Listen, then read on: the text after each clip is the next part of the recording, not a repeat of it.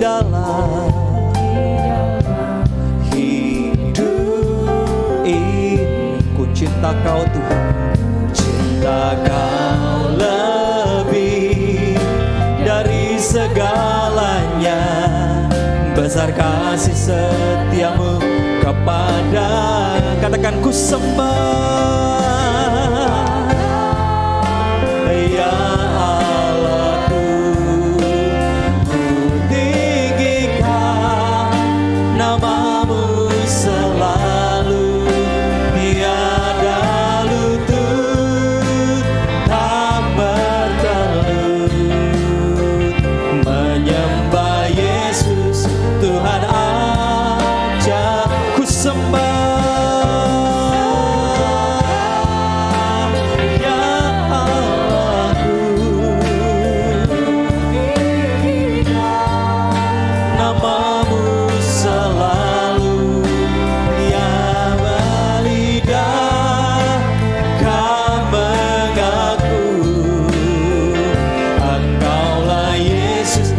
Bangkit berdiri bersama-sama, ku sembah.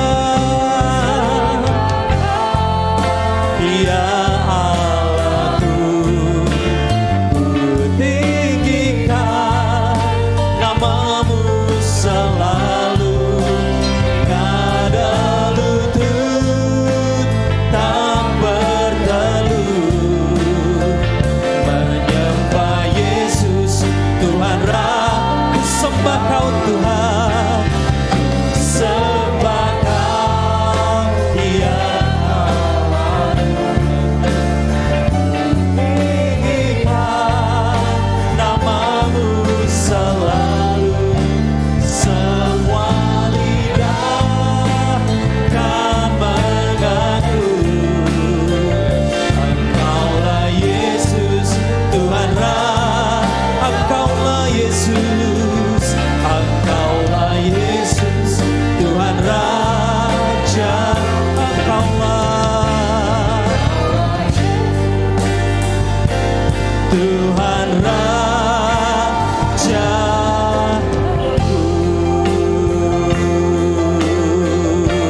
Haleluya. Terima kasih Tuhan Yesus. Terima kasih Tuhan Yesus, Engkau yang menghantar langkah kami masuk ke tempat ini. Karena Engkau akan menjamah kami semua melalui Roh-Mu yang bekerja dan juga firman-Mu Tuhan yang diberitakan. Terima kasih Tuhan untuk setiap saudara-saudaraku yang hadir hari ini. Tuhan, Engkau yang mengetahui apa yang mereka lalui dalam hidup mereka. Kami mengucap syukur Kau membimbing kami sampai ke titik ini dalam perjalanan hidup kami. Kau telah menawarkan kami dan kami telah menyambut keselamatan-Mu Tuhan. Kami ada di dalam Engkau, kami adalah orang-orang kudus, diberkati ciptaan baru. Dan kami adalah anak-anak-Mu Tuhan, yang diberikan perkenan oleh Bapa. Hari ini kami berdiri dalam hadirat-Mu, untuk menerima Tuhan firman-Mu dan Roh-Mu.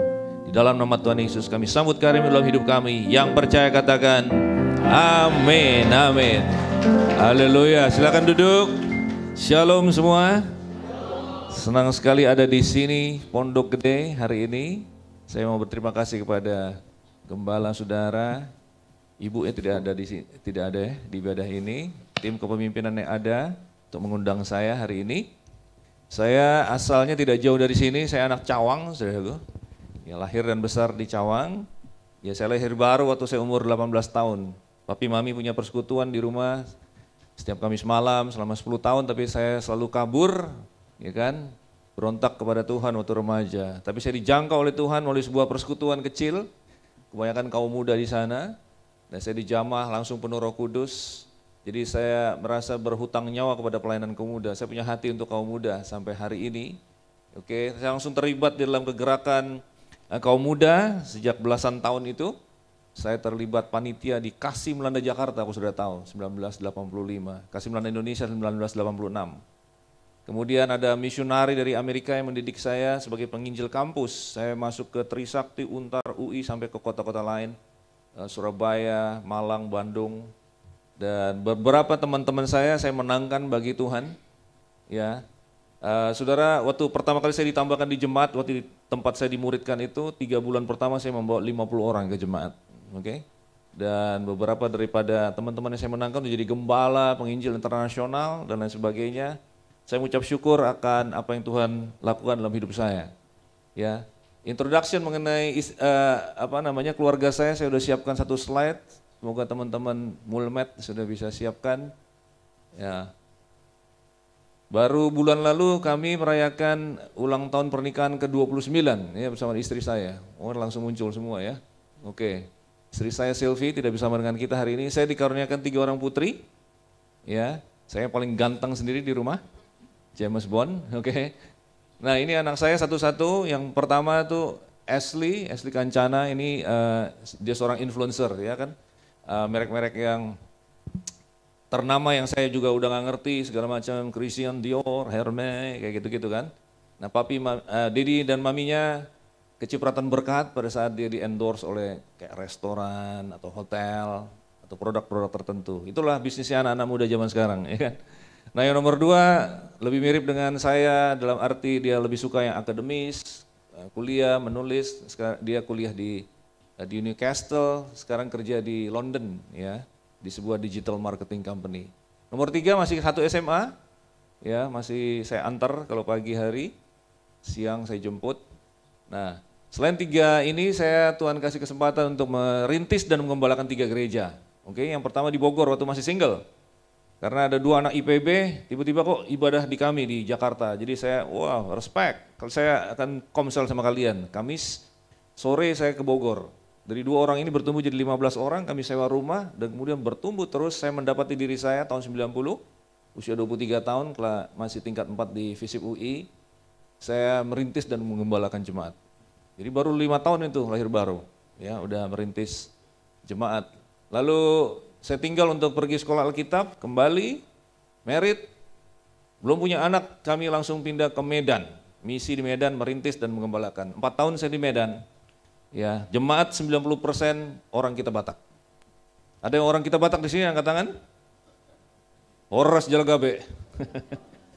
Haleluya. Saya cross culture, saya benar-benar lintas budaya karena karena mereka orang Batak semua dan dari Balige, Porsea, ya kan, Dolok Sanggul, Siantar, kuliah di Medan, Universitas Nomensen, USU, kami jangkau. Saya latih penginjil kampus sekarang yang saya bawa dari Bogor, bawa ke Medan, mereka injili sampai sekitar 100 orang. Jadi mereka heran, ya saya bukan sekedar khotbahin mereka, tapi saya sewa rumah, saya tinggal di situ bersama istri, ya ibadah di situ juga, full time staff tinggal di situ. Setiap weekend pasti anak-anak pada nginep di sana. Istri saya masak, kami makan bareng, kalau perlu bangku atau meja, lemari kita nggak pernah beli jadi. Saya beli papan, balok, kita gergaji sama-sama, ada bonding. Jadi we live together, pemuritannya benar-benar sangat erat sekali. Suatu hari salah satu dari mereka terus terang kepada saya, pertama kali kami nengok Bapak, katanya, heran kami, ngapain orang Cina ini ngurusin kami di sini, katanya. Karena tidak bergaul kali kan di sana kan. Jadi akhirnya saya dikasih marga Cinaga, sampai sekarang, ya kan. Saya gemetar kalau ketemu Sinaga yang asli, saya palsu soalnya, saudara. Jadi ya Cinaga. Jadi itulah, jadi orang Batak punya tempat yang spesial di hati saya. Kemarin saya baru pulang dari keliling Sumatera Utara, ke Siborong-borong, Balige, kemudian kemana? Sidikalang, Tigalingga. Ada yang tahu Tigalingga? Nggak ada di peta soalnya. Saya KKR, open air di sana, Tigalingga. Kemudian ke Tanah Karo juga, Brastagi, dan kemudian di Medan, ya CK5 di sana. Ya itulah sedikit introduction supaya kita saling mengenal. Karena tak kenal maka tak jadian, kata anak sekarang.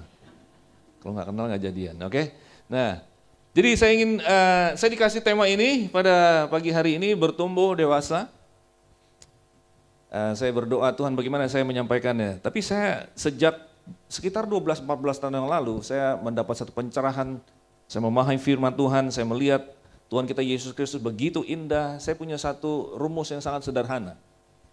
Kalau kita bicara tentang pertumbuhan, sebenarnya kuncinya adalah kita tuh bertumbuh di dalam Dia pada saat kita justru mengenal Dia secara pribadi.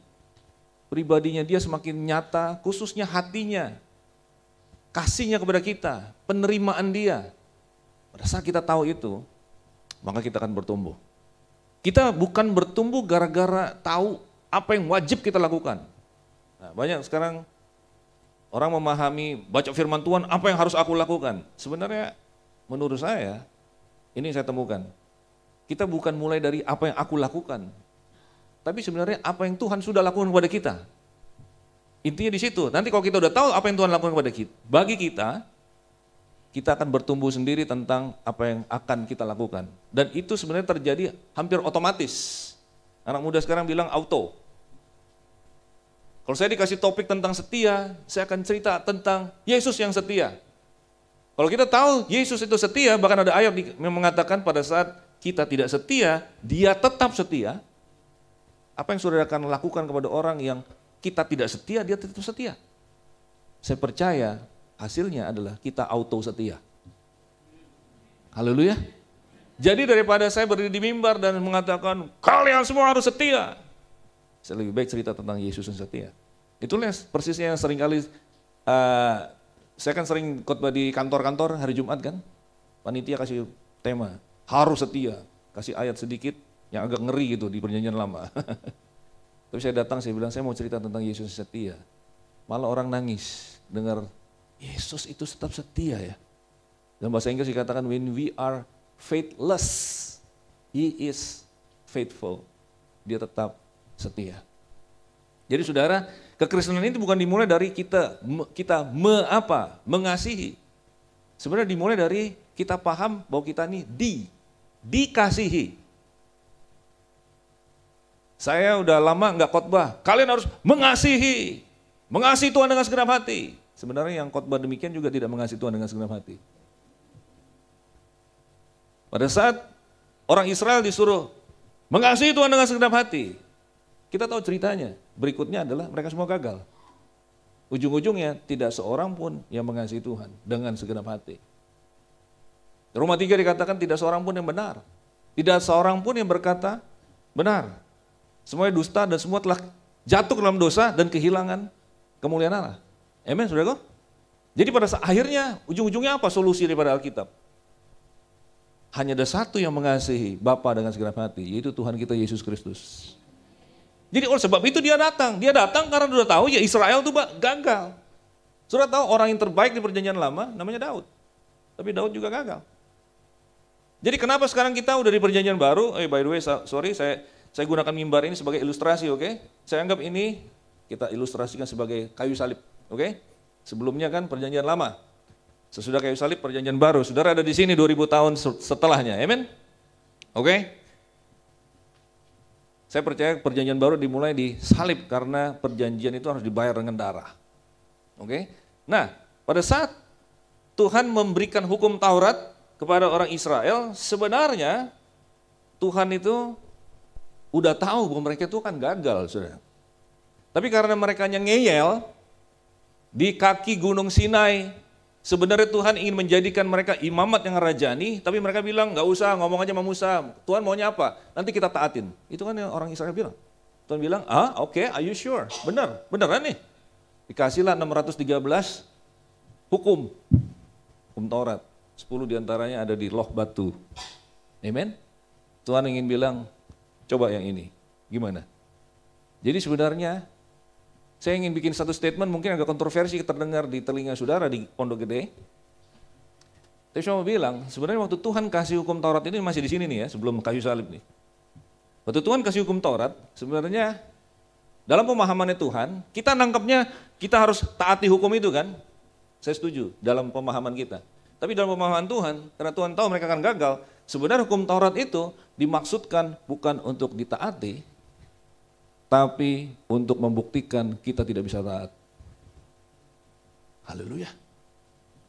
Ini satu pemahaman yang membuat saya, wow, sebenarnya kita tidak bisa membebankan hukum ini kepada orang-orang Perjanjian Baru. Justru orang Perjanjian Baru ini, Tuhan ingin mengatakan begini, ini sebenarnya standarnya, standar yang sempurna, jangan berdusta, jangan membunuh. Kalian berdusta kan? Kalian berzina kan? Kalian, kalau sekarang udah enggak lagi Tuhan, saya udah bertobat. Ya, tapi tahun lalu, 10 tahun yang lalu, jadi manusia akan dikejar terus dengan penuduhan bahwa mereka tidak bisa mentaati Tuhan, tidak bisa mengasihi Tuhan dengan segenap hati. Untuk sebab itu Tuhan Yesus datang Tuhan Yesus datang kenapa? Bukan untuk memperkeras lagi, harus begini, harus begini. Tidak, Tuhan Yesus mengatakan, oke, sekarang kalian udah nyerah belum? Udah nyerah belum? Udah tahu belum bahwa kalian gak bisa sendiri? Kalau kalian nyerah bertekuk lutut, kalian butuh juru selamat. Aku datang untuk mengambil alih semua kegagalanmu. Semua kutukmu aku pakukan di atas kayu salib. Sehingga sekarang orang yang percaya kepada aku ada di dalam aku ada di dalam dia, maka yang ada adalah berkat, dan kemudian sisanya kita waktu bertumbuh di dalam dia, semakin kita mengenal dia, semua tadi tuntutan tadi, yang tadi kita gak bisa lakukan sendiri, dia yang memanifestasikannya di dalam hidup kita. Itulah yang baru, sebab itu saudara disebut ciptaan baru. Saudara adalah anak, dulu hamba, sekarang anak. Haleluya.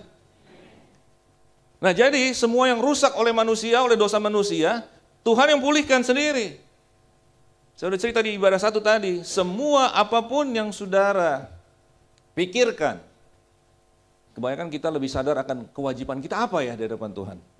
Kalau kita mikir gitu, kita mikir sama seperti saudara sepupu kita. Coba saudara pernah gak ngobrol sama saudara sepupu? Apa inti agamamu? Karena saya pernah kayak gitu. Saya punya pegawai waktu itu, sebelum saya nginjili dia, saya kasih dia kesempatan dulu untuk quote-in-quote nginjili saya dengan pemahamannya dia kan. Apa inti agamamu? Saya bilang, coba cerita. Dalam hati saya, ntar habis kamu selesai, saya 10 menit sharing sama kamu, oke? Kan gitu. Saudara pernah nanya sama mereka, dan jawaban mereka apa? Inti daripada agama adalah apa? Sama, sebenarnya sama semua agama. Nomor 1, taati perintahnya. Nomor 2, jauhi larangannya. Benar gak? That's the law. Itulah hukum. Yang jadi masalah sekarang mereka nggak mau ngaku aja, mau mereka semua udah gagal. Haleluya. Kalau kita memberitakan Injil, kemudian kita berkhotbah di mimbar, khotbah yang sama kayak gitu, kita sama dengan tempat lain di hari lain itu. No. Berita kekristenan adalah Tuhan Yesus sudah ambil alih itu semua. Semua yang kita perlukan untuk dipulihkan dengan Tuhan tidak pernah berasal dari kita. Semuanya berasal dari Tuhan kepada kita. Amen. Waktu Adam pertama jatuh dalam dosa, tindakan dia adalah sembunyi di balik pohon ara, daun-daunnya ditutupi karena dia merasa dirinya telanjang. Tapi Tuhan datang, nah ini satu hal yang penting, setiap kali, oleh sebab itu banyak sekali kebenaran ada di kitab Kejadian. Sekali itu muncul kebenaran tentang penyembahan, kebenaran tentang kasih, kebenaran tentang segala macam itu bisa muncul pertama kali, itu adalah fondasi daripada seluruh Alkitab, dari Kejadian sampai Wahyu itu fondasinya ada di sana. Satu pertanyaan penting saya mau tanya sama saudara, nah ini fondasi yang sangat penting, ini mewarnai pemahaman saya terhadap membaca seluruh Alkitab. Siapa yang pertama kali mencari, lebih dahulu mencari? Adam mencari Tuhan atau Tuhan mencari Adam? Nah itu penting banget. Oleh sebab itu saya udah lama gak khotbah, kamu harus mencari Tuhan. Khotbah saya adalah Tuhan mencari kamu. Tuhan cari kamu meskipun kamu dosa. Karena Adam terhilang, harusnya dia janjian sama Tuhan di setiap hari sore sejuk. Mereka janjian di Starbucks. Starbucksnya belum jadi. Jadi kita pada saat Tuhan datang, Tuhan muncul, kok Adam gak ada. Kita kalau baca Alkitab begitu saja dari sekolah minggu, Adam, Adam di manakah engkau? Kayaknya Tuhan itu, karena bayangan kita, waktu membayangkan Tuhan, kita bayangkan Tuhan Yesus itu orang Eropa Timur yang wajahnya kaku, yang dingin itu kan. Saya percaya tidak demikian. Apalagi yang di Sumatera Utara. Bos laki-laki yang bengis itu, yang suka hukum, jepret pakai perotan. Tuhan tidak seperti itu. Saya percaya hati Tuhan terobek-robek pada saat dia katakan, loh kok Adam gak ada? Adam! Bukan berarti Tuhan gak tahu, tapi kita ingin merasakan hatinya dia pada saat Adamnya terpisah, karena dosa terpisah. Seperti bapak kehilangan anaknya. Amin saudaraku? Itu udah, kok didramatisasi kayak nangis Bombay. Kayak drama Korea. Ya jadi, aduh Tuhan merasa sakit sekali. Tapi lihat ini, nah ini saya udah pernah jadikan konten ya. Ibu-ibu yang punya IG silakan lihat sharingnya. Saudara, saya umpamakan begini. Waktu Adam dan Hawa pertama kali diciptakan, dia bersekutu dengan Tuhan begini kan. Setiap hari bersekutu. Pada saat dia mengambil keputusan untuk makan buah terlarang itu, dosa, hidup independen dari Tuhan, dia seperti membalikkan badannya dan menjauh, terpisah kan? Yesaya 59 ayat 2. Yang memisahkan antara engkau dan Tuhanmu adalah dosamu dan kesalahanmu. Oke? Terpisah. Nah, ini menjadi kunci dalam kekristenan kita, dalam kita memahami Tuhan. Bagaimana sikap Tuhan pada saat kita membelakangi dia dan pergi? Bagaimana sikap Tuhan pada saat dosa memisahkan antara kita dengan dia? Kita cenderung berpikir, selain apa yang kita pahami berupa teks dari firman Tuhan berkata, sebenarnya ada satu gambar dalam benak kita. Nah, gambar ini yang buat saya sekitar 14 tahun lalu, ini gambar ini yang dirubah, diganti dengan satu gambar baru. Kita mikirnya begini, kita seperti ini, lalu Tuhan juga memalingkan mukanya dan meninggalkan kita. Itu image-nya kita, konsepnya kita. Tapi saya beritahu saudara, realitasnya di Alkitab, saya sendiri nggak pernah dengar khotbah kayak gini, cuma ini hasil perenungan saya yang saya pikir bisa membantu jemaat untuk mengerti. Oke? Pada saat kita seperti ini, maka Tuhan terus mengejar kita. Dan ini yang poin keduanya, Tuhan mengejar kita untuk ngapain? Bukan untuk menghukum, tapi untuk memulihkan. Yang percaya katakan amin. Katakan kepada sebelahmu, Tuhan mengejarmu untuk memulihkan. Katakan. Yes.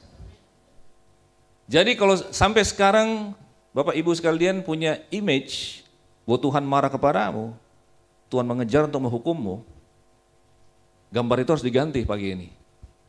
Kau pulang diubahkan oleh Tuhan. Orang ini cenderung, jadi saya berbicara tentang bertumbuh ini adalah kuncinya adalah mengenal.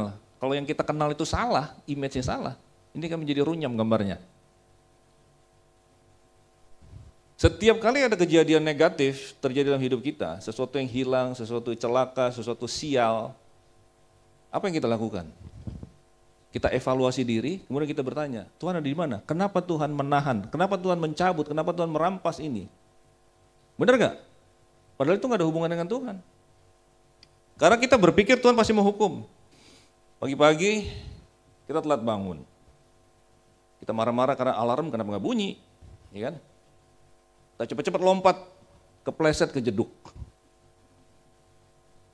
Pergi mandi, air mati, ya kan? Udah capek-capek make up, order Grab, 3 kali cancel. Datang Grabnya, kita keluar rumah, hujan turun. Make up luntur semua. Mobil lewat pula, ciprat sama kita. Sampai rumah, sampai kantor, udah basah kuyup, bos marah-marah pula. Komputer hilang, dan kita hampir dipecat. Pada hari itu, nasib buruk, sial, derita, semua bertubi-tubi. Dan kita bertanya, Tuhan kenapa engkau ambil ini daripada aku? Salahku apa Tuhan? Langsung evaluasi diri. Kemarin gue marah-marah, minggu lalu gue berkata tidak jujur, semuanya.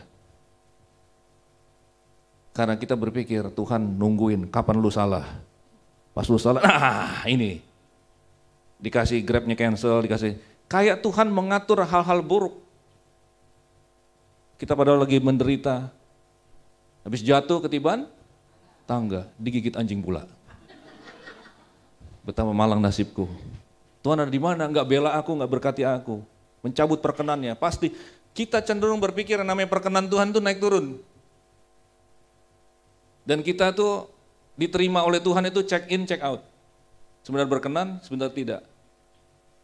Padahal gambarnya tidak demikian. Bapak dan Ibu sekalian, saudara-saudaraku, Tuhan terus mengejar engkau untuk memulihkan, untuk memberkati, untuk membuat engkau tahu bahwa Dia sayang kepadamu. Kau tidak ngapain Tuhan Yesus datang dan badannya sampai dirobek-robek, saudara. Saudara tahu orang Farisi bahkan, they miss the point. Mereka nggak sadar ini Sang Mesias nih yang mereka lagi siksa. Kenapa? Salah satunya, ini saya ngulik-ngulik firman Tuhan, saya pikir kenapa ya? Karena di perjanjian lama nggak ada presidennya, saudaraku, yang namanya domba kurban, itu digebukin, nggak ada. Domba itu disembelih sekaligus. Tapi kenapa Tuhan Yesus berikan punggungnya dicambuk 39 kali. Saudara harus lihat nanti YouTube-nya bagaimana punggungnya itu sebenarnya rontok semua dagingnya. Enggak ada lagi, oleh sebab itu di Mazmur 22 dikatakan tulang-tulangku kelihatan. Kalau punggung dicambuk sampai 39 kali dan saudara tahu itu ada 3 tali dan ujungnya ada kailnya. Dan itu ada kayak beling-beling semuanya. Memang dirancang untuk menancap di daging dan kemudian dicabut dan semua dagingnya akan terpental. Kenapa Tuhan Yesus lakukan itu semua? Untuk membuktikan dia sayang kepada kita semua yang ada di Pondok Gede pada hari ini. Udah dibuktikan kayak gitu aja masih banyak yang gak percaya di Pondok Gede. Bagaimana kalau tidak? Sebenarnya hanya dengan darah, teteskan satu darah Putra Allah itu sudah cukup memadai untuk menghapus dosa seluruh dunia. Sampai dosanya Hitler sekalian. Sudah cukup dengan satu tetes. Tapi kenapa dia harus dirobek-robek? Just to say, I love you, my son and my daughter. Bahwa aku tidak seperti bosmu yang kejam, pamanmu yang pelit, atau orang tuamu yang meninggalkan kamu. Meskipun ayah ibu meninggalkan kamu, aku tetap memelihara kamu, menggendong kamu, sampai putih rambutmu. Itu cintanya Tuhan. Di kitab Hosea kita belajar tentang Hosea yang disuruh Tuhan untuk menjadi demonstrasi daripada message-nya Tuhan, yaitu Tuhan tetap setia pada saat Israel tidak setia. Dia bilang pada Nabi Hosea, kau ini Gomer. Gomer itu mantan pelacur. Mungkin udah bertobat. Jadi istrinya Hosea. Habis itu punya 2 anak. Habis itu Gomer kembali lagi melacur lagi. Gomer kembali melacur, Tuhan mengatakan kepada Hosea, cari Gomer. Ada satu penafsiran pakar Alkitab mengatakan sebenarnya Gomer itu pergi bukan setahun 2 tahun, saudara. Dia melacur lagi sampai tua, sampai nggak laku lagi. Hosea cari terus di setiap lampu merah. Lihat foto ini foto istriku, lihat, wah nggak lihat, cari terus. Suatu hari ketemu Gomer udah nggak laku. Biasanya itu semua pelacur dijejer, semua sudah diambil, udah dapat order, tinggal Gomer di sana. Dan Hosea bilang, Gomer mari pulang, engkau tetap istriku. Saudara tahu? Hosea itu sama dengan Yeshua, itu adalah Yesus. Gambar Yesus. Dan Gomer adalah engkau dan aku. Kita tidak setia, tapi dia terus mengejar untuk memulihkan kita, untuk meyakinkan kamu tetap anakku. I love you, udah terlanjur. Saudara, 2000 tahun yang lalu Sang Putra Allah sudah terlanjur naik ke kayu salib. Dia gak minta izin sama saudara. Dia sudah terlanjur sayang kepadamu. Gambar ini yang harus menjadi gambaran dominan di dalam hati kita tentang dia. Haleluya. I'm a storyteller, saya suka untuk cerita. Dan cerita saya yang paling banyak dilihat orang di TikTok adalah cerita tentang Mephiboset. Nanti gak ada waktu hari ini, saudara nanti lihat sendiri. Di sana saya cerita tentang Mephiboset yang merasa dirinya seperti anjing mati dan dikejar-kejar oleh Daud untuk dibunuh. Ternyata Daud panggil dia ke istana untuk dipulihkan semua hartanya. Harta kakeknya yaitu Saul dan bapaknya namanya Yonatan. Semua jadi milik Mephiboset lagi. Dan dia makan sehidangan dengan anak-anak raja seumur hidupnya di Yerusalem. Kita seperti Mephiboset yang merasa Tuhan memburu kita untuk menghukum kita. Padahal Tuhan memburu kita untuk menunjukkan kasih-Nya kepada kita. Haleluya. Dari tadi belum buka ayat nih. 2 Petrus 1, ayat yang ketiga. Masih hidup semuanya? Haleluya. Ada yang udah lapar?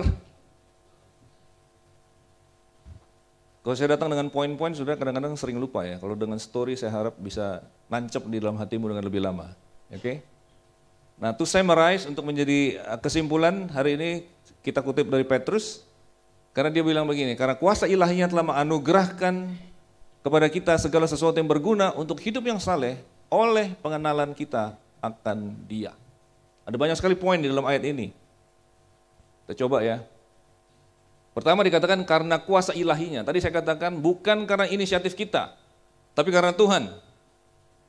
Pertama-tama itu karena Tuhan, oke? Mungkin bisa switch sebentar nanti kita kembali ke sini lagi, 1 Yohanes 4 ayat yang ke-10. Kalau saudara masih enggak nangkep apa yang saya katakan tadi tentang mengasihi Tuhan dengan segenap hati, saya mau buktikan kepada saudara. 1 Yohanes 4, saudara bicara kasih, saudara ingin menuntut orang harus mengasihi Tuhan, mengasihi sesama, tapi sebenarnya Rasul Yohanes telah menulis, dia Rasul terakhir kan, yang mati secara natural, dia nulis ini, dia mengatakan, mau tahu definisi kasih? Bukan kita yang telah mengasihi Allah, tetapi Allah yang telah mengasihi kita. Jadi kita ini mulai pemahaman kita bukan kita harus mengasihi. Kita mulainya titik nolnya adalah kita tahu kita dikasihi. Terlebih dahulu. Baru dari situ dengan pemahaman kita akan bertumbuh. Oh, dia sangat sayang padaku ya. Oh, mungkin karena ini, ada kecuali ini. Oh enggak, semakin lama kita, oh ternyata ini juga. Oh ternyata orang gagal tetap dirangkul. Oh ternyata pada saat aku, disitulah kita bertumbuh. Tetapi very strong image tentang dia tuh sayang sama kita, itu mempengaruhi segala tingkah laku kita. Mempengaruhi setiap apakah kita punya harapan atau tidak dalam situasi kritis. Ada pemikiran ini, bukan kita yang telah mengasihi Allah, tetapi Allah yang telah mengasihi kita dan yang telah mengutus anaknya. Jadi pusatnya adalah anaknya, sebagai pendamaian bagi dosa-dosa kita. Amen. Haleluya. Amen. Balik lagi ke yang tadi, 2 Petrus tadi, 1 ayat 3. Dikatakan kuasa ilahi telah menganugerahkan. Ini adalah sebuah anugerah. Anugerah adalah hadiah, saudara. Sudah pernah nggak dikasih hadiah ulang tahun? Oh thank you. Saudara yang memberi misalnya, saudara yang memberi hadiah ulang tahun kepada orangnya bilang thank you. Terus dia bilang begini, ini harganya berapa biar saya bayarin? Saudara tersinggung nggak? Kan itu hadiah. Hadiah masa mau dibayar? Keselamatan adalah hadiah. Lalu saudara mau bayar harga. Saya setuju bayar harga dalam arti kita harus mengambil keputusan yang benar. Tapi berapapun engkau melayani Tuhan, berapapun banyak doamu, tidak akan membuat engkau diselamatkan. Haleluya. Tidak akan membuat Tuhan semakin sayang sama kamu. Sayangnya Tuhan sama kita, itu sudah keputusan sebelumnya. Sudah terlanjur. Dia terlanjur sayang kepadamu. Gak bisa dirubah. Dan perkenan itu tidak dicabut sebentar, kamu malaikat tolong ditunda sebentar jawaban doanya. Kemarin dia marah-marah tuh, oke ditunda mungkin seminggu, oke tambah sedikit doanya, tambah puasanya tambah 1 hari lagi. Tuhan tidak ada dalam bisnis yang demikian, saudara. Semua apa yang akan semua yang akan terjadi dalam hidup kita, termasuk kuasa yang dinyatakan, itu berdasarkan pengenalan ini. Semakin mengenal, semakin termanifestasi. Tidak ada urusannya dengan sudah atau belum, karena itu sudah terlanjur tersedia bagimu. Katakan kepada sebelahmu sekarang, sudah terlanjur tersedia.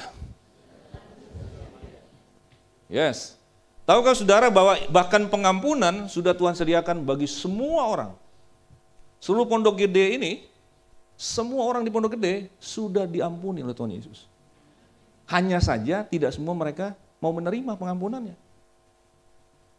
Salah satu statement yang membuat pencerahan banget untuk saya adalah pada saat anak-anak muda kan banyak pertanyaan. Kalau Tuhan itu kasih, kenapa Tuhan kirim orang ke neraka? Saya baru ngerti, Tuhan nggak pernah kirim orang ke neraka.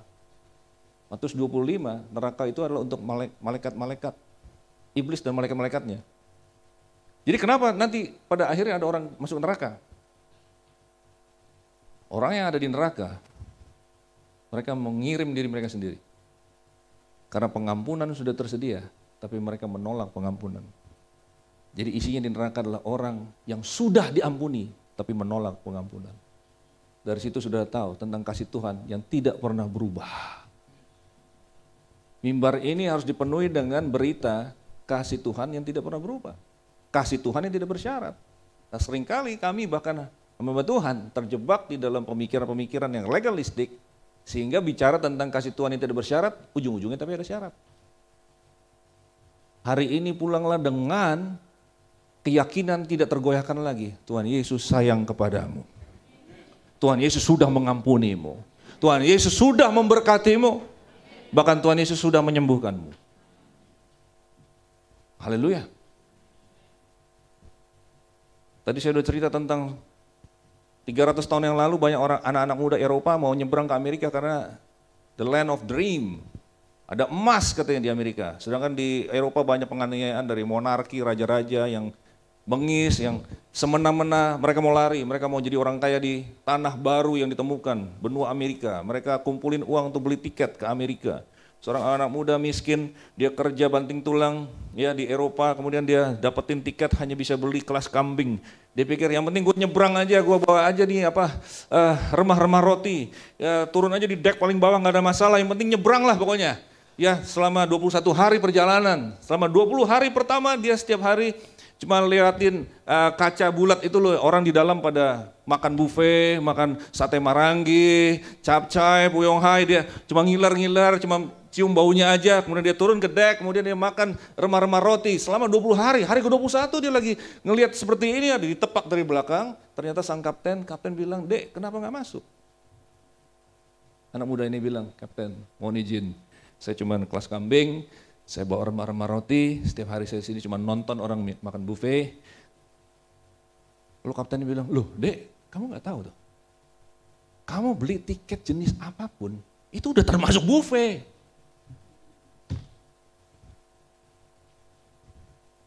Kita di Pondok Gede, makan remah-remah, kita nggak yakin Tuhan mau nggak sembuhkan aku.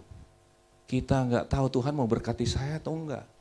Kita bertanya-tanya kenapa saya jomblo terus. Ya, ibu-ibu kenapa ini anak-anakku lari daripada Tuhan. Kita nggak tahu bahwa di dalam kita sudah tersedia semua kuasa dan berkat dan kesembuhan dan pemulihan. Sudah tersedia di dalam Yesus Kristus yang ada di dalam kita. Haleluya. Kita seperti mengemis-ngemis. Ngemis-ngemis itu zaman perjanjian lama. Tuhan, mereka memohon kepada Tuhan. Nggak tahu Tuhan berkenan atau tidak. Tetapi di sini perjanjian baru kita nggak bisa memohon lagi, mengemis lagi. Karena bukti daripada segala yang Tuhan ingin kasih kepada kita menurut 2 Petrus tadi, coba kembali lagi, itu semua sudah dibuktikan dengan anaknya naik ke kayu salib. Ini bukti pamungkas, semua yang kau butuhkan. Kuasa ilahi yang telah menganugerahkan kepada kita. Segala sesuatu, semua katakan segala sesuatu yang berguna untuk hidup yang saleh. Sekarang ini, saudara mau ngapain? Termasuk engkau sembuh, sudah tersedia melalui kayu salib. Bukan memohon-mohon lagi, bukan bertanya seperti Matius 8 ayat 3, orang kusta, jika engkau mau, engkau bisa mentahirkan aku. Langsung dijawab Tuhan Yesus. Aku mau, jadilah engkau tahir. Amin. Jangan pernah di Pondok Gede nggak ada lagi yang nanya, Tuhan apakah engkau mau menyembuhkan aku? Hanya oleh kehendak-Mu. Enggak, Tuhan sudah berkehendak, Dia sudah menyembuhkan engkau. Haleluya. Kalau masih nggak percaya 1 Petrus 2 ayat 24. Ngerti bahasa Inggris dikit-dikit lah ya. Kalau bahasa Inggris itu ada perbedaan antara past tense sama present tense, past tense. I go, present. Past tense, I went. Karena kalau bahasa Indonesia nggak kelihatan kan, tapi pakai kata telah. Kalimat terakhir, oleh bilur-bilurnya. Kamu apa? Telah sembuh. Itu past tense. Jadi saudara bukan akan sembuh. Pagi hari ini, sorry saudara dengar kabar yang berbeda. Mungkin dari yang sebelumnya sudah dengar. Saya tidak datang mengatakan Tuhan akan menolongmu. Tuhan akan menyembuhkanmu. Berita saya hari ini berdasarkan firman Tuhan adalah Tuhan sudah menolongmu. Tuhan sudah menyembuhkanmu. Tuhan sudah memulihkanmu. Kuasanya ada di dalam hatimu hari ini. Oleh bilur-bilur. Ngomong bilur-bilur saya jadi ingat cerita-cerita anak-anak Batak waktu di Medan. Katanya orang Batak kalau khotbah, Pak penuh berapi-api. Ngomongnya cepat-cepat kadang-kadang suka salah-salah, salah ucap. Orang Batak khotbah, kita nggak tahu itu urapan atau marah-marah. Dia bikin KKR yang sakit, Tuhan akan nyatakan kuasanya. Saking cepat-cepatnya ngomong, dia bilang, yang lumpuh melihat, yang buta berjalan. Ah itu mah bukan mujizat Pak Pendeta. Gitu kan. Terus ada yang maju ke depan, si Ucok. Si Ucok, pendeta berdoa. Ucok dalam nama Tuhan Yesus. oleh bulir-bulir darahnya. Engkau sembuh gitu. Si Ucok benar-benar sembuh, tapi habis ibadah dia langsung maju ke depan protes sama Pak Pendeta karena dia pemimpin demonstran di USU. Dia bilang, Pak Pendeta bukankah salah tadi berdoa harusnya oleh bilur-bilur bukan bulir-bulir? Pak Pendeta nggak mau kalah, saudara kalau ngomong sama pendeta debat pasti kalah, amin? Pendeta bilang, diam kau Cok. Sedangkan oleh bulir-bulirnya saja kau sudah sembuh, apalagi dengan bilur-bilurnya. Amin. Jadi keinget cerita itu, tadi lupa ibadah pertama. Sampai mana tadi? Wah, lagi serius, 1 Petrus, oke? Saudara, saya percaya sudah sembuh, kepercayaanmu akan kebenaran inilah yang kemudian akan termanifestasi pada saat kesembuhan itu terjadi. Bukan meragukan Tuhan mau sembuhkan atau tidak. Amin? Oke, saya tutup dengan beberapa ayat karena saya ingin saudara melihat ini polanya sudah ada sejak awal. 2 Raja-Raja 4 sekarang. Kisah tentang si janda nabi itu kan, yang datang kepada Nabi Elisa. Dia bilang, hambamu sang nabi punya banyak hutang. Sekarang penagih hutang datang, aku gak bisa bayar. Anakku 2 mau diambilnya jadi budak. Dia laporkan sama Elisa. Kemudian lihat jawaban Elisa. 2 Raja-Raja 4 ayat yang yes. Elisa jawabannya begini, apakah yang dapat kuperbuat bagimu? Kemudian dia bilang, beritahukanlah kepadaku apa-apa yang kau punya di rumah. Elisa nanya, yang kamu udah punya apa? Kebanyakan dari kita, pada saat ditanya, pada saat kita terkubur oleh masalah yang menjepit kita, kita cenderung berpikir kita tidak punya apa-apa. Benar nggak, saudara? Oh, saya ini dari keluarga miskin. Oh, pendidikan saya tidak tinggi, tidak punya koneksi di mana-mana. Oh, Tuhan kasihilah aku tidak berdaya.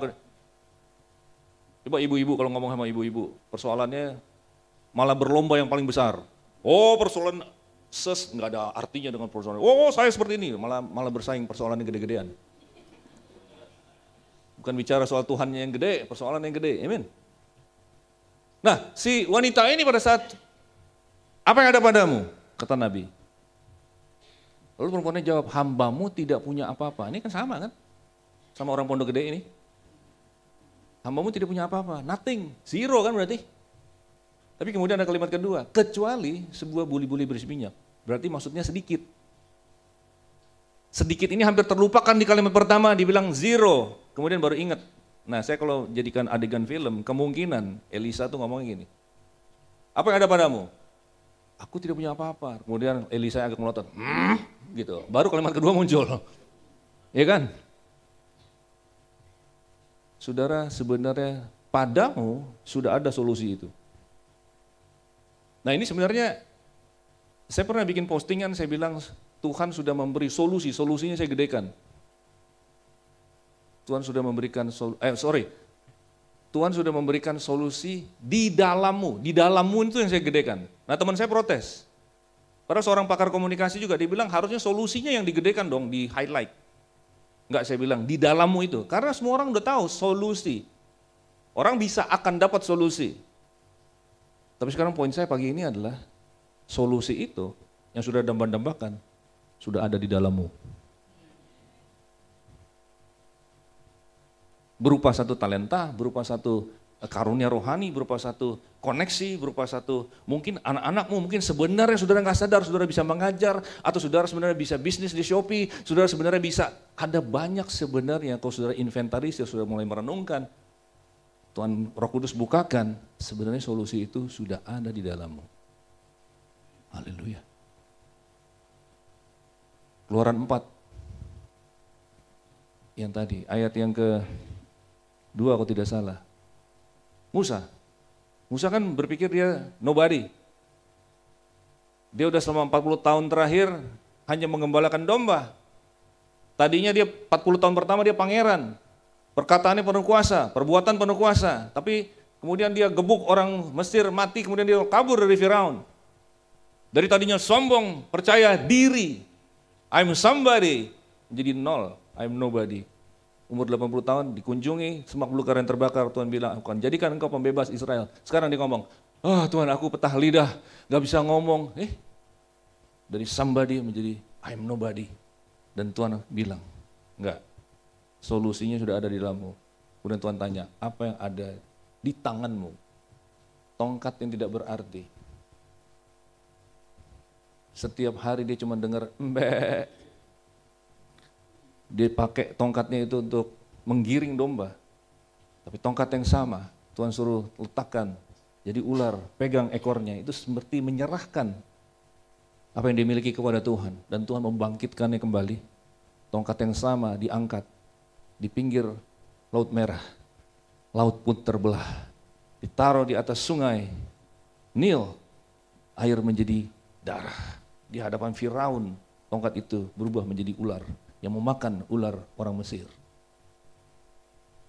Saudara, hari ini solusi dari Tuhan sudah ada padamu.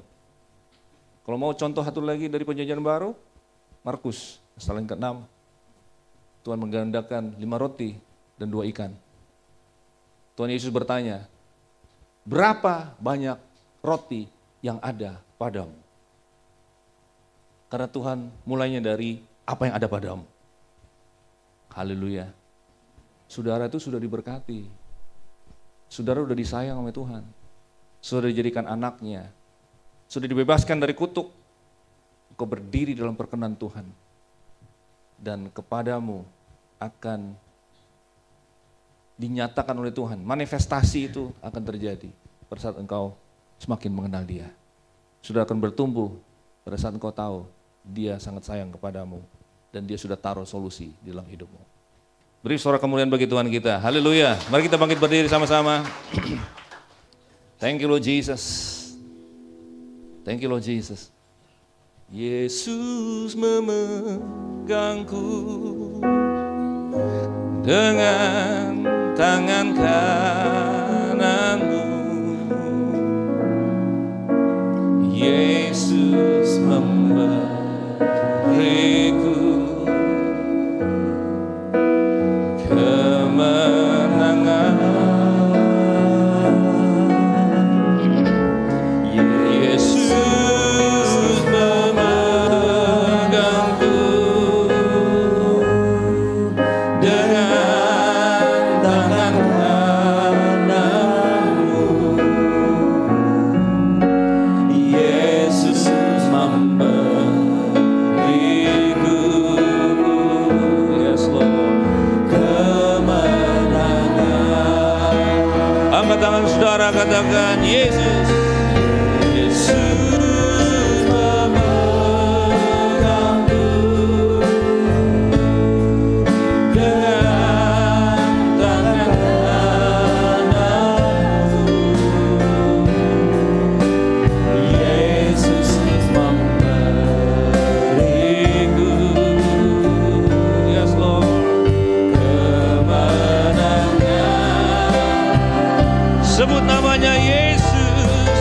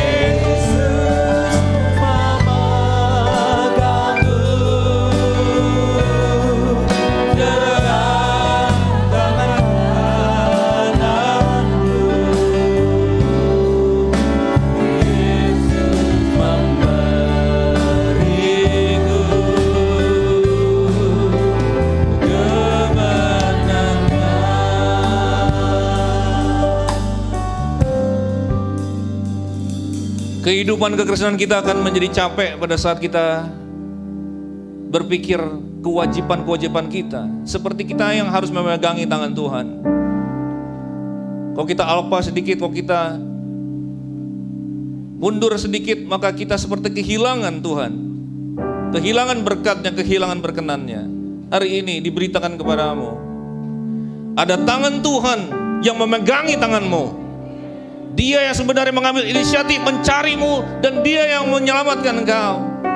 Memegangi tanganmu, dan tangan Dia lebih kuat dari tangan kita. Hari ini percayalah akan kasih-Nya. Percayalah akan perkenannya yang menjadikan kau anaknya. Percayalah akan berkat-Nya yang permanen dalam hidupmu. Percayalah Dia tidak pernah menarik itu. Dia tidak pernah menaruh syarat-syarat baru. Kita hanya perlu datang menerima anugerah-Nya. Dari pemahaman kita akan itu, maka kita akan memanifestasikan karakter Dia. Kita akan setia. Kita pasti akan hidup kudus. Dan kita akan berkemenangan.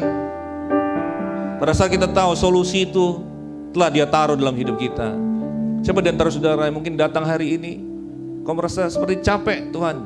Tuhan, aku letih, Tuhan. Aku ada beban yang sangat berat. Dan hari ini kau ingin mengatakan, Tuhan, aku serahkan. Biar tangan-Mu yang memegangi aku. Karena aku tahu sekarang seperti Engkau mencari Adam, Engkau mencari aku senantiasa setiap hari. Bukan untuk menghukum, tapi untuk memulihkan dan memberkati. Siapa di sini ada beban berat tentang hubungan-hubungan yang retak, mungkin secara keuangan, kesehatan, bahkan yang sakit? Angkat tangan saudara, saya hanya berdoa untuk saudara. Hari ini biarlah solusi yang Tuhan telah taruh itu termanifestasi dalam hidupmu. Bahkan yang sakit sembuh hari ini. Yang kesulitan keuangan Tuhan pulihkan. Tuhan, aku bersyukur kepadamu, Kau telah menaruh solusi itu dalam hidup mereka. Tuhan, ada hal-hal yang luar biasa Tuhan telah taruh dalam hidup mereka. Di tangan mereka Tuhan, di hati mereka, dalam pikiran mereka. Ada keahlian, ada karunia rohani, ada koneksi Tuhan. Ada hal-hal yang luar biasa, bahkan anak-anak mereka diberkati. Hari ini Kau melihat tangan-tangannya diangkat Tuhan. Oh Tuhan, Kau sangat sayang pada mereka. Aku berdoa saat ini Tuhan Yesus menghampiri engkau, memelukmu satu persatu, membisikkan di telingamu, aku sayang kepadamu anakku. Sudah pulang dengan image yang baru hari ini. Bukan tentang Tuhan yang menghukum, tapi Tuhan yang sangat mengasihimu, dan Tuhan yang selalu memulihkanmu. Hari ini Tuhan, terima kasih untuk kebebasan, terima kasih untuk kemenangan, terima kasih untuk pelepasan, terima kasih untuk berkat yang berlimpah-limpah. Di dalam nama Tuhan Yesus, bahkan yang sakit sembuh. Dari atas kepala sampai ujung kaki, engkau sembuh hari ini. Oleh bilur-bilur darah Yesus, engkau disembuhkan, diberkati, dipulihkan. Dalam nama Tuhan Yesus, berikan suara kemenangan bagi Tuhan kita. Yesus, Yesus membegangku dengan tanganmu. Yesus memberiku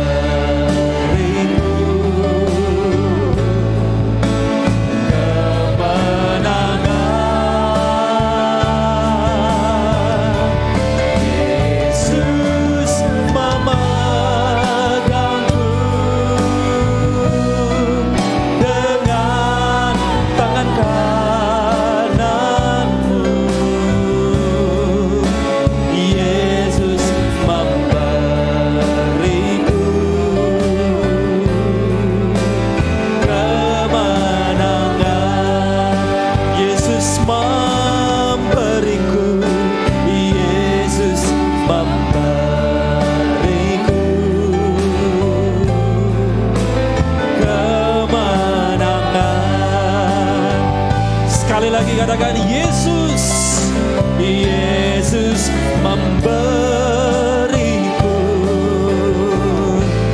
kemenangan.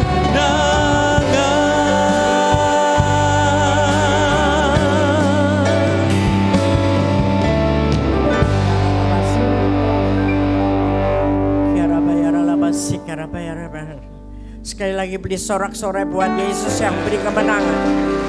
Engkau dahsyat Yesus. Terima kasih Yesus, bahwa roh yang ada dalammu lebih besar dari segala roh yang ada. Terima kasih Tuhan untuk setiap berkat yang Engkau sudah beri kepada kami. Khususnya hari ini Engkau memberkati dengan firman-Mu melalui hamba-Mu Bapak Yusak Kancana. Mari kita arahkan tangan kepada hambanya ini. Biarlah Tuhan memberkati kembali apa yang sudah ditaburkannya di tempat ini akan dituainya berlipat kali ganda. Berkati keluarganya, kesehatannya, pelayanannya, apapun yang dibuatnya dibuat berhasil oleh Tuhan. Haleluya. Terima kasih Tuhan untuk pelayanan hari ini. Dan Tuhan terus pakai hamba-Mu ini sampai kemanapun yang Tuhan mau menjadi berkat bagi semua orang. Terima kasih Tuhan, terima kasih. Mari kita arahkan hati kepada Tuhan dan terimalah berkat Tuhan. Tuhan memberkati engkau dan melindungi engkau. Tuhan menyinarkan wajahnya kepadamu dan memberi engkau kasih karunia-Nya. Tuhan menghadapkan wajahnya kepadamu dan memberi engkau damai dan sejahtera-Nya. Pulanglah dengan damai dan sejahtera yang berlimpah-limpah dari Allah Bapa di surga, anugerah yang dahsyat dari Allah Bapa, dan teruslah berjanji makin hari makin intim dengan Tuhan di dalam Roh Kudus-Nya, khususnya di Pentakosta yang ketiga ini. Hari ini sampai Tuhan datang kembali. Tetap setia. Haleluya. Amin. Selamat hari Minggu. Tuhan berkati. Selamat hari Minggu, Tuhan Yesus memberkati. Jangan lupa bagi Bapak Ibu yang rindu untuk mendapatkan buku yang ditulis oleh Pendeta Yusak, Bapak Ibu boleh mendapatkannya di bawah nanti di pintu keluar, sekaligus mendapatkan tanda tangan langsung dari Bapak Pendeta Yusak dengan mengganti biaya cetak sebesar Rp120.000. Tuhan Yesus memberkati saudara. Haleluya.